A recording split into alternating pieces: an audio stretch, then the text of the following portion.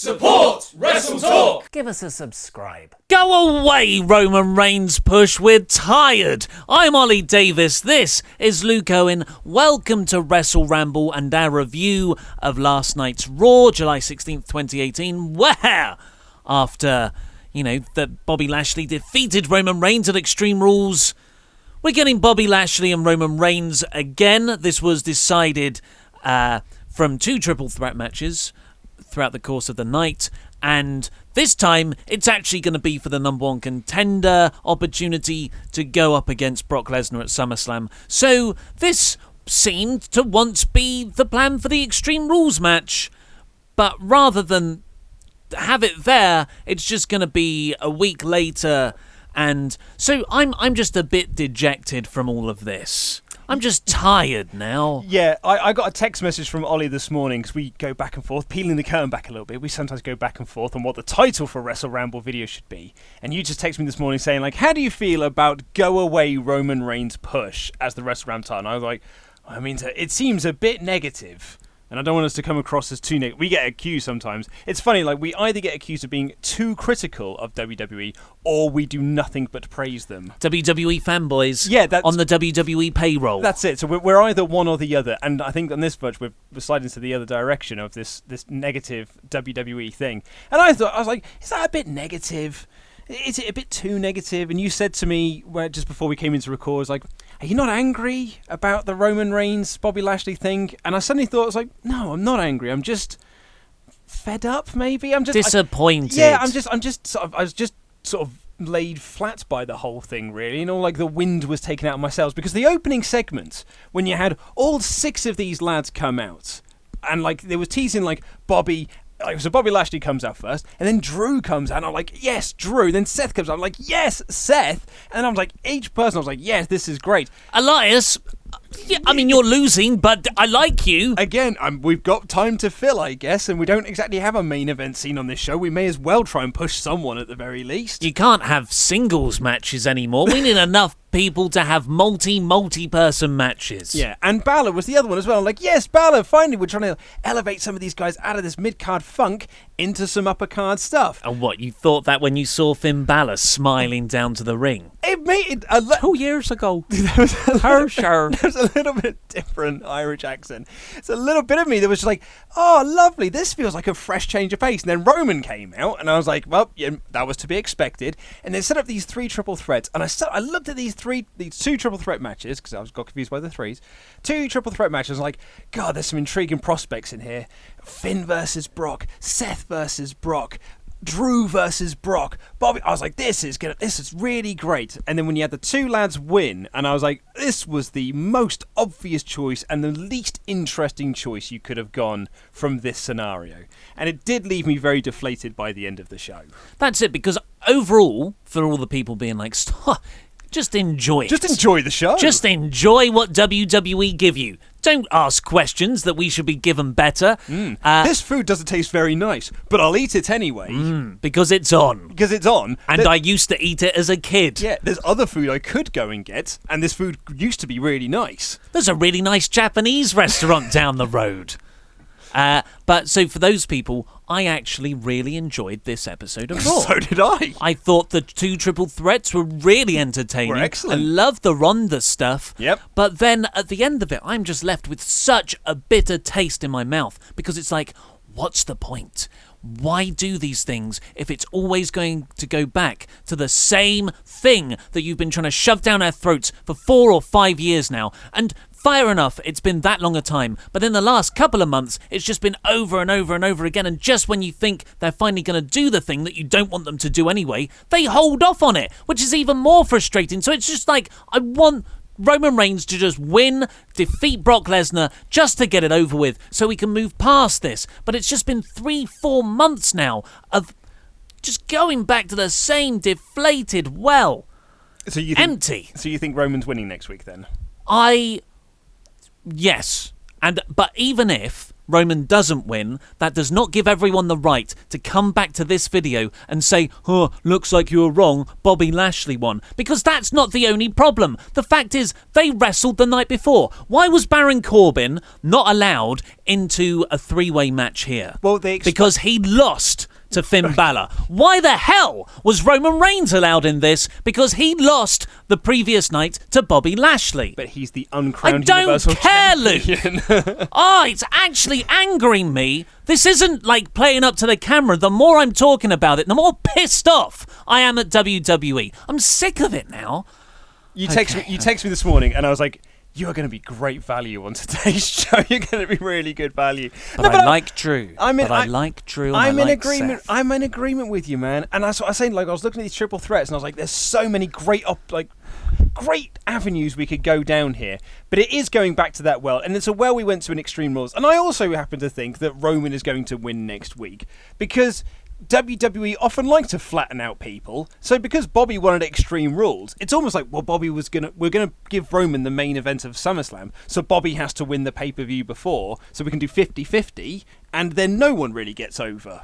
So I also think that Roman is winning next week because Bobby won at Extreme Rules. Yeah. So this is Anyway, so the show opened with Kurt Angle coming. I'll take over. The show opened with Kurt Angle coming down, and he obviously laid down the ultimatum at Extreme Rules that if Brock Lesnar doesn't show up or agree to a pay-per-view match, he's going to strip him of the title.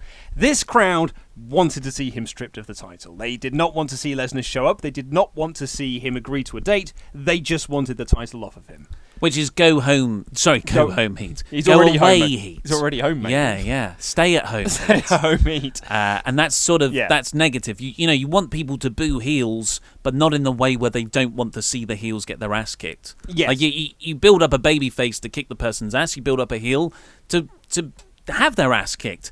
But no one wants to see that from Brock now. They just want him to go away. Yeah. Go away, Heat. I thought this had really worked at Extreme Rules. I thought that they'd actually managed to book him into a position where people were booing him because they wanted to see him lose the belt. But in going by this crowd tonight, no, they just want the belt back essentially. They just want this whole Brock Lesnar thing to stop. Yes, because we haven't seen him since April. That was quite a long time ago. Quite a few pay-per-views have passed since then, and with neither hair nor sight of him. And so Kurt Angle's about to strip him of the belt. Well, I was going to say, by the way, Lesnar, that's, partly responsible for it, sure. But it's WWE's fault, ultimately, and Vince McMahon, for getting them in this situation and for not dropping the belt back at WrestleMania. Mm-hmm. You've really damaged Brock Lesnar because at least he still had some aura about him after the AJ Styles match in Survivor Series. I know the Royal Rumble match wasn't that great, but at least you could have been done with it. But now you've spent 4 months of just slowly, systematically picking away at one of the most legitimate draws you've had in the last 5 years. Yep. Bear in mind that this is the company that when Brock Lesnar came back after his, years away, after conquering UFC, the first thing they had him do was lose to John Cena. So it's not like the company doesn't have a track record of doing this sort of stuff. Anyway. These are all old arguments, and to be honest, I'm sick of having them. No, absolutely. It's repetitive. It is repetitive. So Angle's about to strip him of the title, but Paul Heyman runs out with like a whoa, whoa, whoa, whoa, whoa.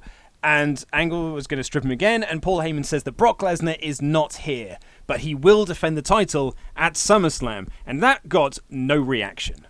Because the only thing this crowd were going to react to was Paul Heyman, the Brock Lesnar has been stripped of the Universal Championship and we're going to hold a tournament or whatever they would have announced. Or Lesnar turns up. Absolutely. And this kind of then started a bit of a parade. It's the standard for Raw formula when you're going to do multi-person matches later on in the show. Person A comes out, person B comes out, person C comes out, and each one of them says X, Y, and Z by why I should be the Universal Champion. First it was Bobby Lashley, then it was Drew McIntyre, the one I popped the most for. He said it's time for Phase 2 now. I know, I was about to say, and I was like, cool, because I love The Winter Soldier. It's my favourite MCU movie. Well, it's like, yes, I like the use of phases. I like the Marvel Cinematic Universe. But why would you come back to a company and go, okay, my Phase 1, Dolph's got to win the Intercontinental title? Why is that the first bit of this master plan? I don't know. Why not? I'm going to win the Intercontinental title. But it's by the by. Because I'm enjoying Drew a lot. He's going for the bigger belt, mate. And then, who came out next? Seth Rollins then came out. Then Balor came out. Elias came out. Then Balor came out. And then Roman came out. And then Kurt Angle said, we're going to have 2 triple threat matches. It's going to be Roman, Drew, and Finn in the first match. And it's going to be Bobby, Seth, and Elias in the second. And the first one starts right now.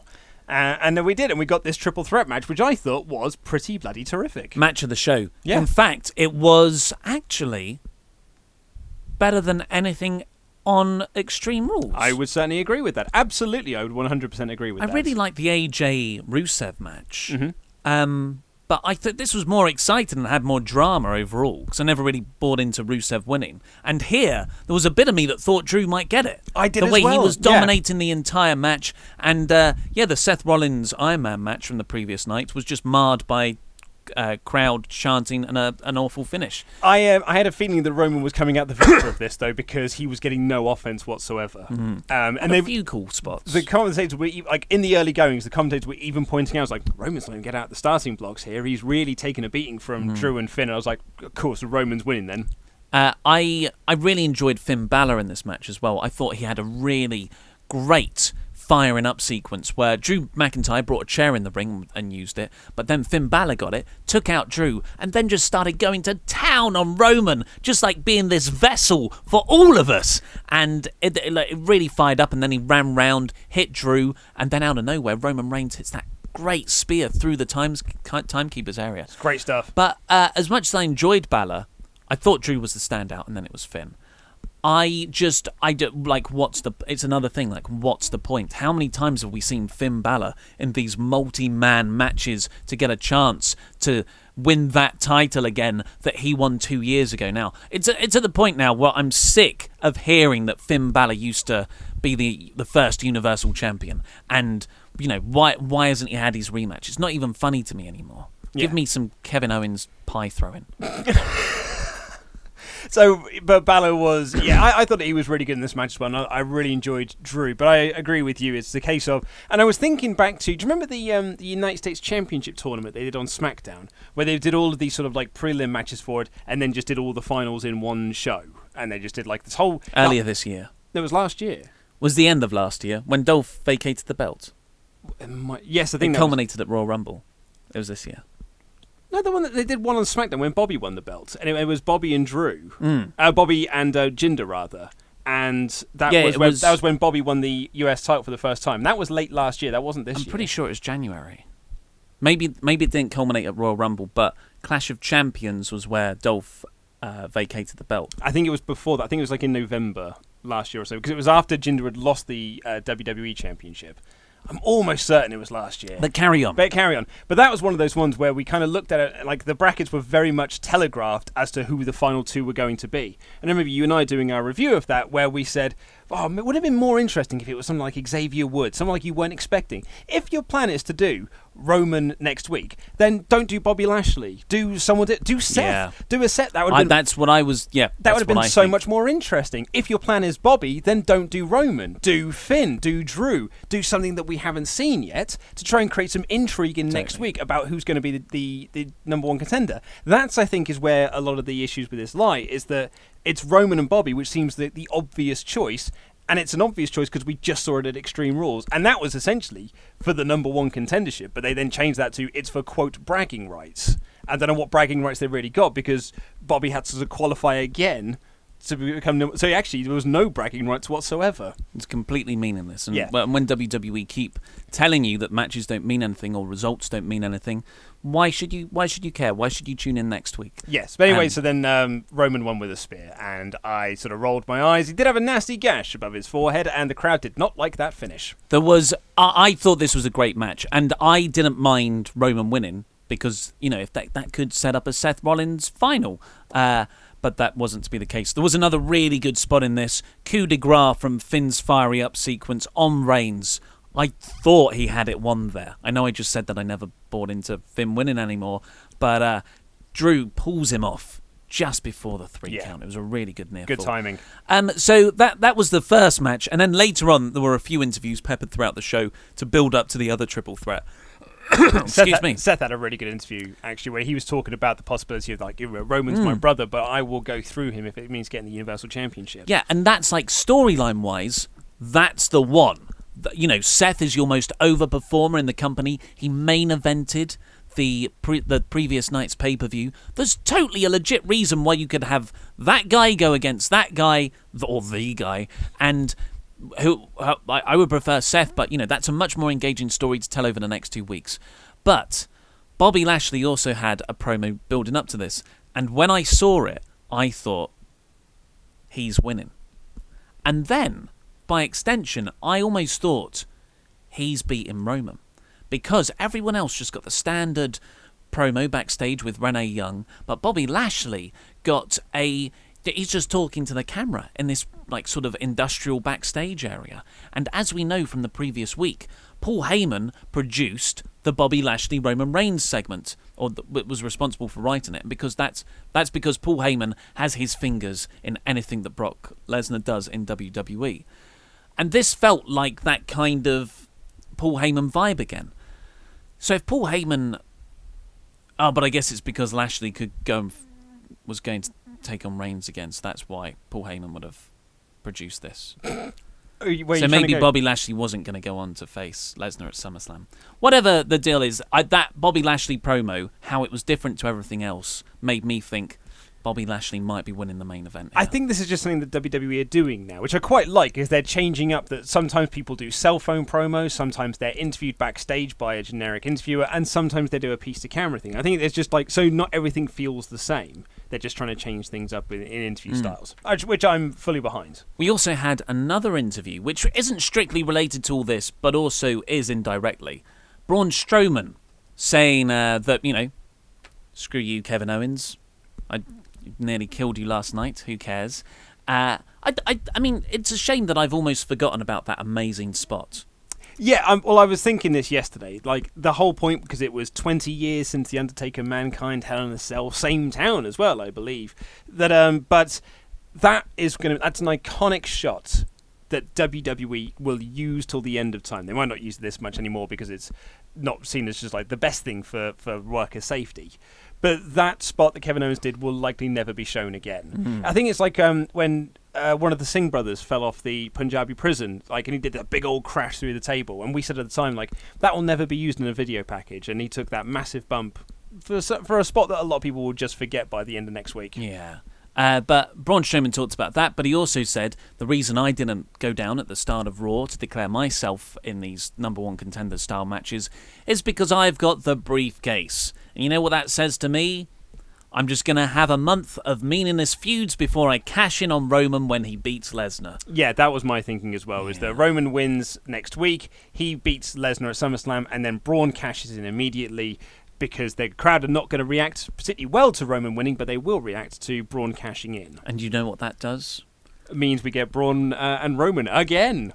Yeah. More ambulance matches, I hope. At WrestleMania 35... Roman conquers the monster. You finally crown Roman Reigns next April. Absolutely. Do you know what I really hope? I really hope Roman wins the Royal Rumble, because that's how you're going to get him into the that WrestleMania main event. His 6th in a row, I believe that'll be. So the main event of this show was Bobby Lashley beating Seth Rollins and Elias, as we've already said, and it wasn't as good as the first triple threat that opened the show, but I still really enjoyed this, mostly down to Seth Rollins. But I thought Elias had a really good showing. There was a few bits there where he looked so badass, slamming Bobby Lashley into the ring post outside, running rounds from the momentum of... Sorry, I've got a bit of a frog in my throat today. So choked up over the Roman incident. I know. From the momentum of throwing Bobby into the ring post, he kind of finds himself in the middle outside, and Seth Rollins does his patented dive on him, and Elias just goes, no thanks, pushes him to the side. I thought it was awesome. My favourite spot of this match was when he got Seth buckle-bombed Bobby Lashley into the corner, and before you've even seen that Lashley has hit the buckle, he's already leaped up and given Elias the superplex into the Falcon Arrow. An incredible human being that man is. Yeah, incredible he's so athlete. hot right now. He really is. It's almost like he should have won. I liked how... So Elias he started this match with the Elias concert, and he just stares off into the distance for a while. And he goes, sorry, I forgot where I was, and then I remembered, and then I got depressed that I was here. Yeah. So that was some great Elias hometown heat. Also, his debut album is out next week. I can't wait. I'm going to be all over that on Spotify. But then Elias attacked Rollins right away. And I thought, you know what? WWE often forgets about who was feuding a month ago. Mm-hmm. So I appreciated that level of detail.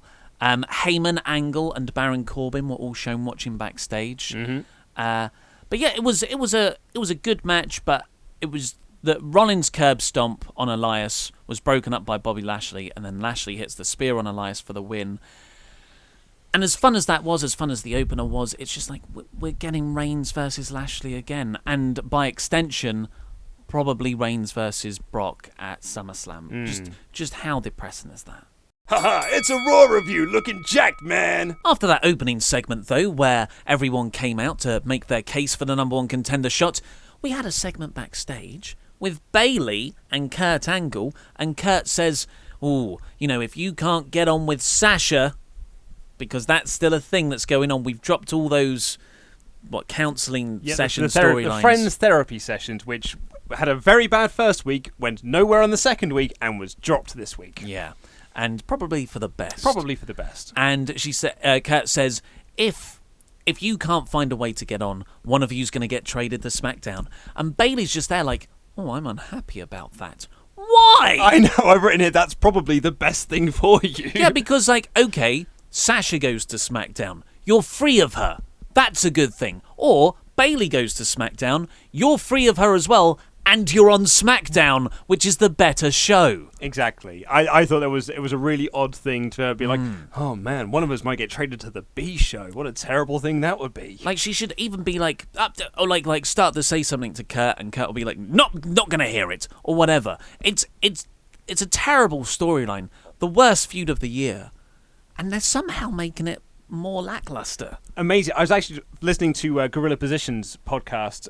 They did their Extreme Rules review, and they made a point that I hadn't thought of that would have made those friendship therapy sessions so much better, which would have been putting Team Hell No in them as well. Yeah. Because they had reunited the week previous, and so you could have used that as being a reason for Dr. Shelby to come back, and it would have actually just added...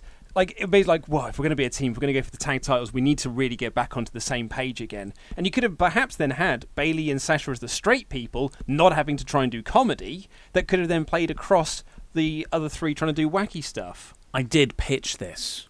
Did you? Yeah, I said it would be funny if Team Hell No are brought out by Dr. Shelby as an example. As an example case. Did I say that? Did I say it was a good idea? Yeah, you did. Oh, well. I was listening to WrestleRamble last week. That's more like it. And Ollie Davis had this really good point. So, Bayley nonsense. Dolph Ziggler then comes out, and there's a nice little bit backstage where someone's shining his IC title for him. I had a sudden worry it was going to be a new lackey. Yeah. I was like, oh no, it's Mr. Bootiesworth or whatever he's called on SmackDown. Drew doesn't need a comedy lackey. Yeah. He's already Drew's comedy lackey. Drew, yeah. So he comes out and he cuts a promo that falls mostly flat. And that could be because the triple threat was so fun that the crowd got too into it. But I'm not sure I buy into that argument anymore, because usually when you see fun stuff, you get more excited.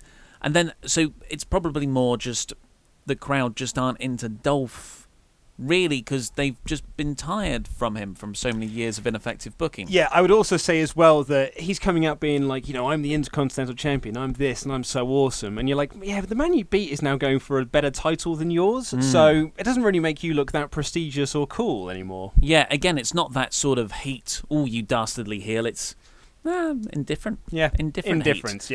Yeah. Speaking of indifference... He also had a few lines which was just like, I don't even know if that's a joke. Like, who are you trying to work here? He said something about the Click. Like, he name-dropped the Click. And I think that was his idea. This is really smart. But crickets from the audience. Yeah. It wasn't Dolph's best promo. Not everyone reads the internet. And speaking of indifference, Bobby Roode came out and he challenged Dolph to an IC title match. And Dolph essentially accepted and he brought a referee down. JoJo was about to announce that it's a IC title match. He was like, no, I never said it was for the title. It's just a match. and that was it. And then they had a match. That was good. I like that little swerve. That as well. That was a nice heel spot. Yeah. And they certainly had a TV match. It went a decent amount of time. I've got nothing to say about this. I mean, my first note is back from the break, and Ziggler has Roode in a sleeper. That's my first note I had of the match. Yeah, like I didn't hate it. No, I didn't love it. It was on the telly. Yeah, it was on the telly for a bit. And I think some people were expecting us to be a little bit perturbed that Bobby Roode is kind of being used in this scenario. But I think this is more, particularly with what happened later on in the show, that this is leading to a Bobby heel turn. Because Meltzer speculated on Wrestling Observer that the reason why Bobby has been losing a lot is because once you turn heel, all of that is then forgotten. So you can beat someone like a drum, and then you turn them, and the WWE mindset is you can beat them like a drum, then all of a sudden, actually, they're fine because now they're turned heel and you'll just forget about all the other stuff. Because he was beaten clean here by Ziggler, the man who who was pinned 3 times, really, who lost 3 times before. In a matter of 7 minutes or whatever it was. Roode here was it wasn't even for the title. So, Drew just beat him in a non-title match. Dolph, rather. I should keep calling him Drew. But yeah, then he was walking backstage and Mojo Rawley comes up and he's just like, aren't you supposed to be glorious? And he's just sort of like a heel, and he wanders off. And Bobby has this look on his face that's just like, man, I've become a catchphrase and I'm not the NXT champion anymore. I'm not in the position I was once in. Something has to change. It's that Owen Hart, enough is enough and it's time for a change. I certainly hope so. Yeah. Then we got that Bobby Lashley promo, which looked like, to me, was Heyman produced, or at least Heyman influenced.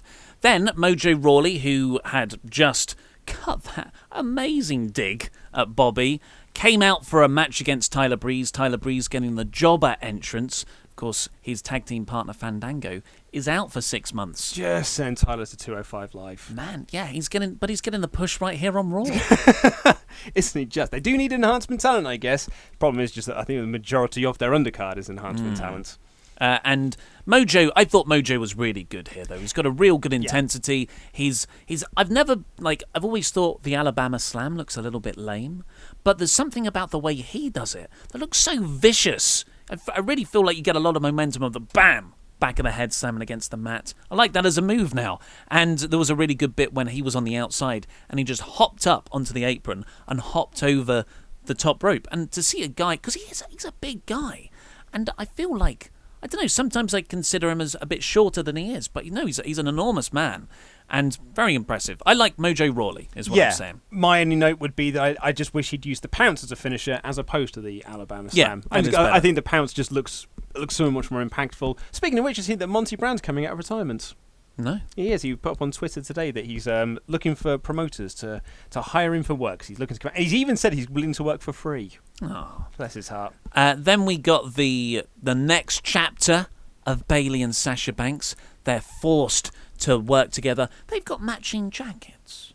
Well, they're best friends, mate. But when did they? You know how you and I have matching jackets. When we've got different jackets. We wear outside of this place.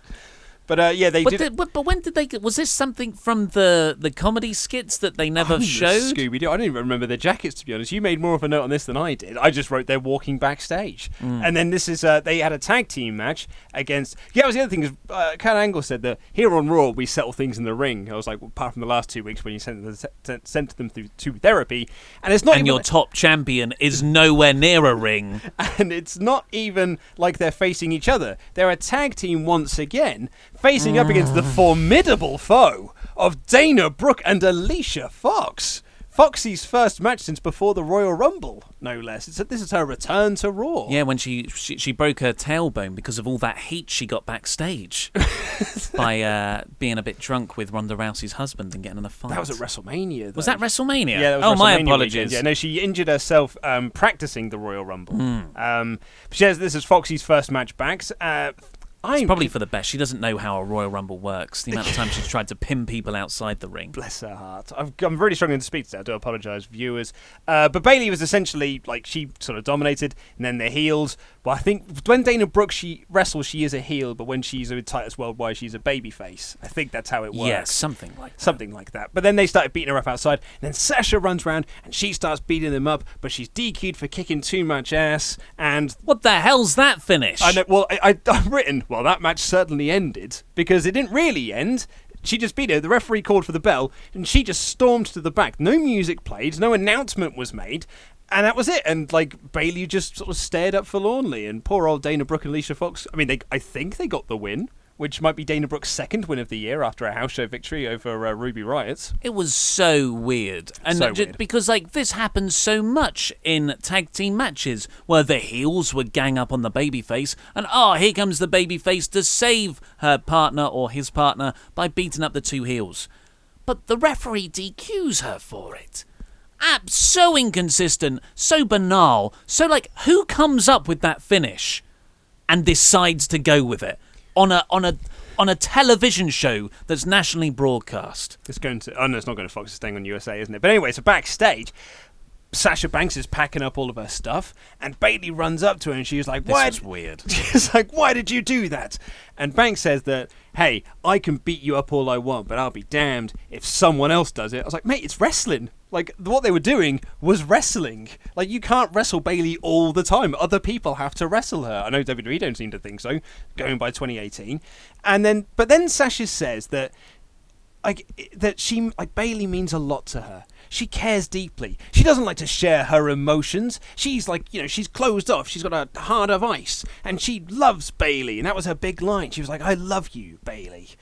And then she walks off, and it cuts back to the commentators. Corey Graves' face is just like, "This is well rubbish." Like, his look on his face was like, I mean, it's totally in character of Corey Graves, but he was just like, "I don't buy any of this." Yeah, sometimes, method acting is your friend. So when Banks said, Banks' performance was good here, I thought. She delivered these lines well. But the ship has sailed. This could have been an okay angle 5 months ago.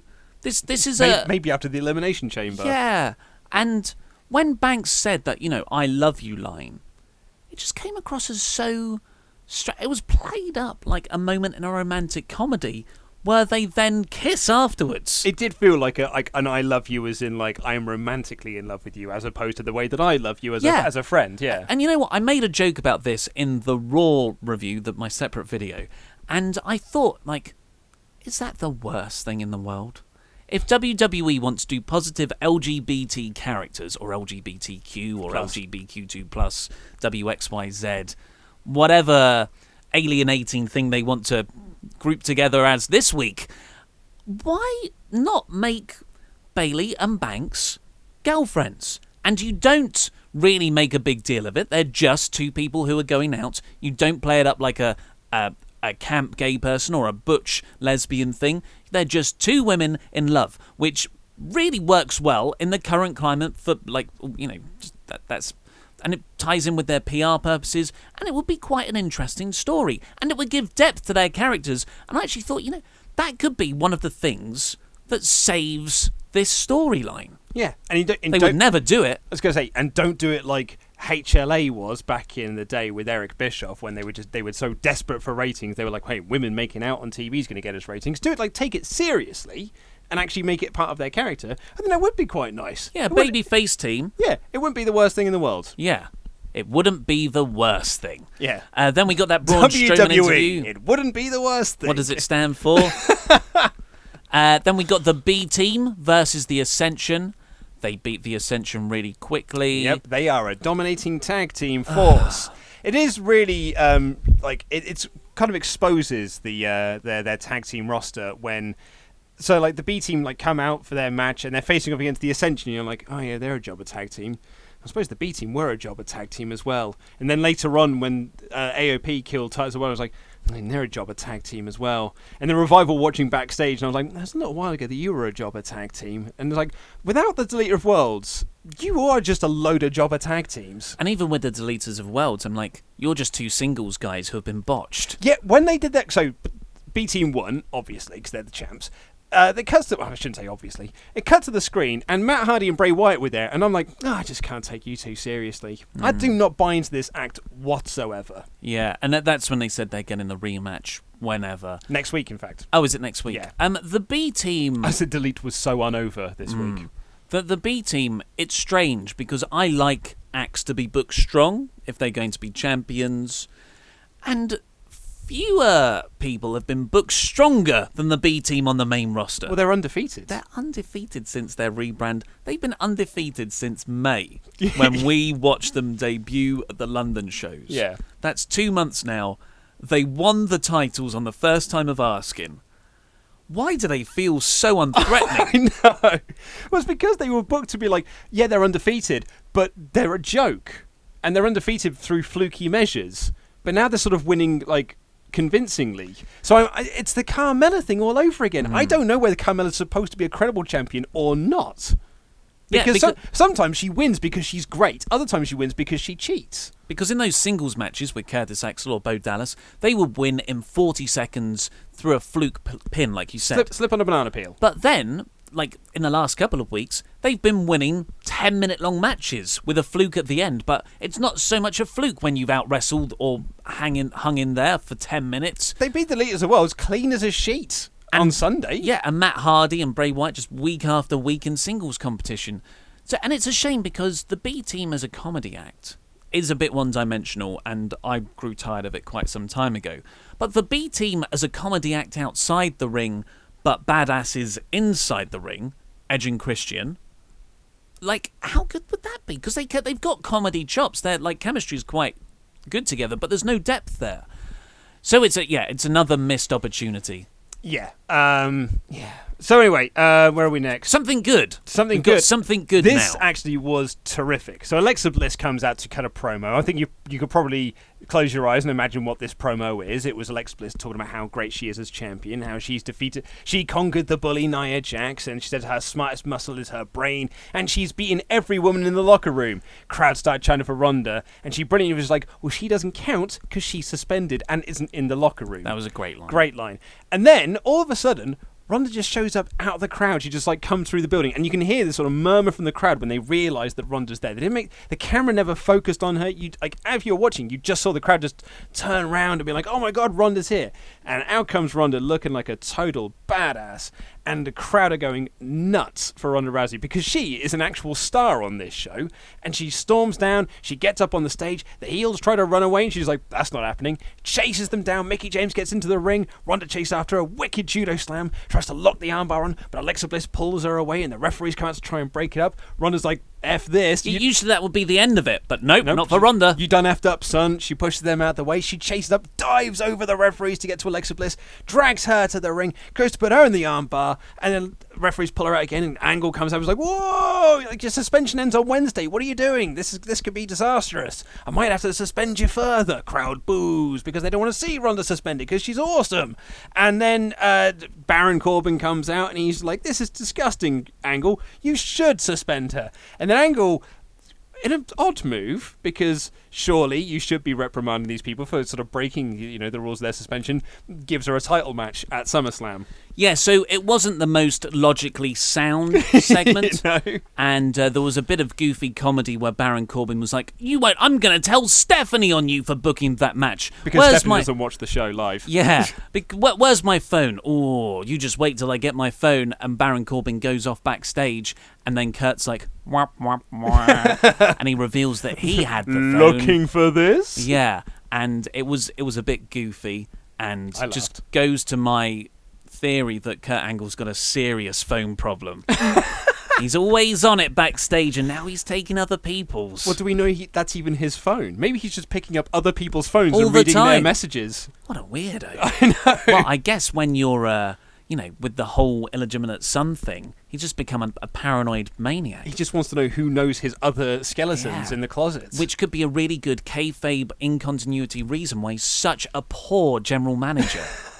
Terrible decisions he makes. But anyway, he has announced that Ronda Rousey will be getting a match against Alexa Bliss at SummerSlam, and it will be for the Raw Women's Championship. Ronda Rousey barely... Well, she didn't say a word. Doesn't need That's to, the way mate. to use her. Absolutely. One of the biggest issue that WWE had with Roman Reigns is that when they split him away from the Shield, they gave him a microphone and gave him long promos to do, which he was never comfortable doing. They tried to make him as John Cena, backfired, now everyone boos him. This is smart. Don't give her a lot of talking time, just make her look like a badass. It works. And it did take them a while to figure this out, though, because she Yep. was getting the promo stuff between Rumble and Mania. But They since worked it out then, quickly. They've cut the stride. Well, 3-4 months. Yeah, It wasn't but necessarily I really enjoyed the segment. I thought Ronda looked awesome. Ronda looked awesome. There was a moment where I was like, has she shaved the sides of her head into a Mohican? Yeah. Or a Mohawk. Is it Mohican or a Mohawk? I think you can go with both things. Yeah. And no, she just like really coolly braided the hair on top of her head off the sides of her head. Ronda's awesome. Yeah, If I almost wanted to embrace that 80s post-apocalyptic appearance. Like Mad Max. Yeah. Yeah, I wanted to dye her hair purple as well in Mohawk. The Thunderdome. Yes. Yes, with like skulls round their neck. That's Triple H's wet dream, I think. Yeah. Next we got, they announced that NXT War Games 2 is happening in November before Survivor Series, so it is going to become an annual tradition for the brand, it would seem, which I'm a little bit sad about. Because I always feel like last time they did War Game, it was because you had three teams and you need to lock them inside a cage and do this. Now, if you do it as a yearly tradition, it's like when they do Hell in a Cell. It's like, well, now we're just doing the match because. Unless it becomes NXT's version of a Royal Rumble or a King of the Ring, in which it's an annual kind of match that crowns a number one contender. That I can get behind. Yeah, that would be the way to do it. But yeah, I feel the same about you, but have faith. I'm glad you feel the same way about me. Yes. I wish you wouldn't just gimmick it up all the time for no reason. You force yourself into these gimmicks. The Authors of Pain then squashed Titus Worldwide. Not the smoothest match in the world. They were in a NXT TakeOver War Games match. I think that's why they announced it.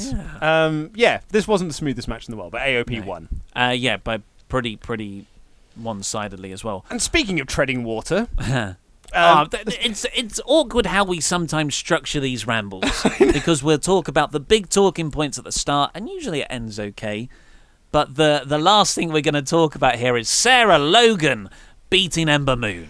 Oh yeah, that is the last thing that happened, wasn't it? So backstage, the Riot Squad the Ruby Riotless Riot Squad were walking backstage and they found No Way Jose's sex party, but then they just, they walked past them because they were all riotous and stuff. So when I said I want the backstage area of WWE to be like a living, breathing universe where people talk to each other and it's not just you only see people who you're feuding with. Take that all back now. Because if it's just No Way Jose congering about like an absolute idiot face, then I don't want that to happen. This is in kayfabe. This is what his life is. It's just walking around a building, never booked for matches unless it's against Mojo Rawley, just conga lining all over the place. Like if you're part of that sex party, you must be like, can we just stop for a bit? I mean, we've gone past catering 5 times, and there's a potato salad there that I've got my eye on. From my experience of watching Wild Wild Country, a documentary on sex cults on Netflix, a lot of drugs. They are all just the poor things. Tripping No Way balls, Jose's man. like a sex trafficker. They're all going to eat the guy dressed up as bacon, aren't they? Yeah, it's sad. But yeah, so speaking of treading water, Ember Moon took on Sarah Logan. She'd beat Liv Morgan twice, and now she's... You should have said, speaking of conga lines that go nowhere. Oh, nice, so good. This is why you're the leader of this show. That's why I'm the segue man. Exactly. Yeah, Ember Moon took on Sarah Logan. I don't really have a lot of notes from this. Moon hit a great dive. I thought Logan looked awesome because I'm a big fan of Sarah Logan.